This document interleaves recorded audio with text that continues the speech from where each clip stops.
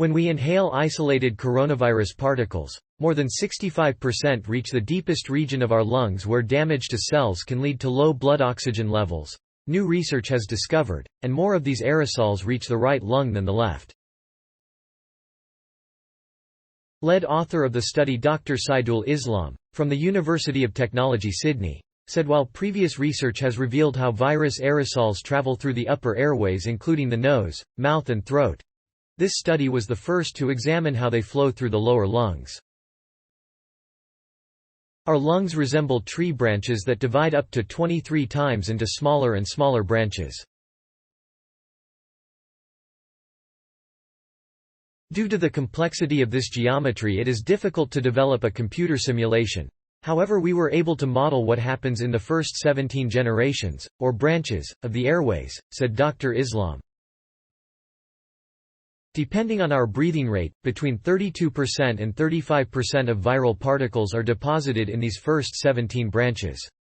This means around 65% of virus particles escape to the deepest regions of our lungs, which includes the alveoli or air sacs, he said. The alveolar system is critical to our ability to absorb oxygen, so significant amounts of virus in this region, along with inflammation caused by our body's immune response, can cause severe damage, reducing the amount of oxygen in the blood and increasing the risk of death. The study also revealed that more virus particles are deposited in the right lung, especially the right upper lobe and the right lower lobe, than in the left lung.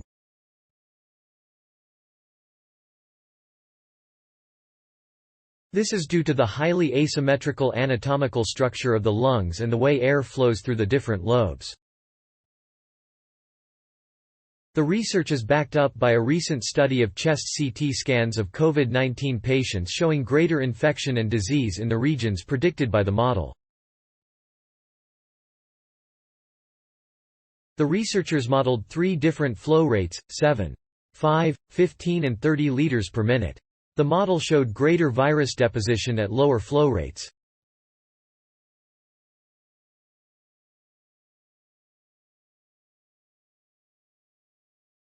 As well as improving our understanding of coronavirus transmission, the findings have implications for the development of targeted drug delivery devices that can deliver medicine to the areas of the respiratory system most affected by the virus. Normally when we inhale drugs from a drug delivery device, most of it is deposited in the upper airways, and only a minimum amount of drugs can reach the targeted position of the lower airways. However, with diseases like COVID-19 we need to target the areas most affected, said Dr. Islam.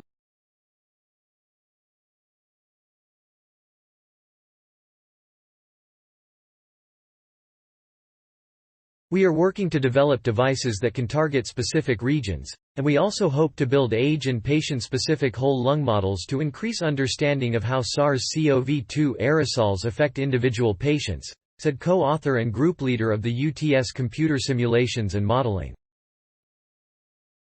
The World Health Organization recently updated its advice about the importance of aerosol transmission, warning that because aerosols can remain suspended in the air, crowded indoor settings and areas with poor ventilation pose a significant risk for transmission of COVID-19. When we use an aerosol deodorant, the smallest particles of that liquid fall on us under extreme pressure in the form of gas.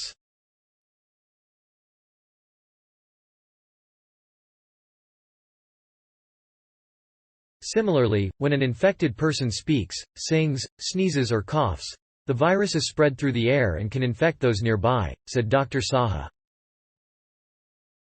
The study has further applications, with researchers using portable devices to examine air quality, including PM2.5 and PM10 concentration in gases such as carbon dioxide, formaldehyde and sulphur dioxide, in spaces such as train carriages.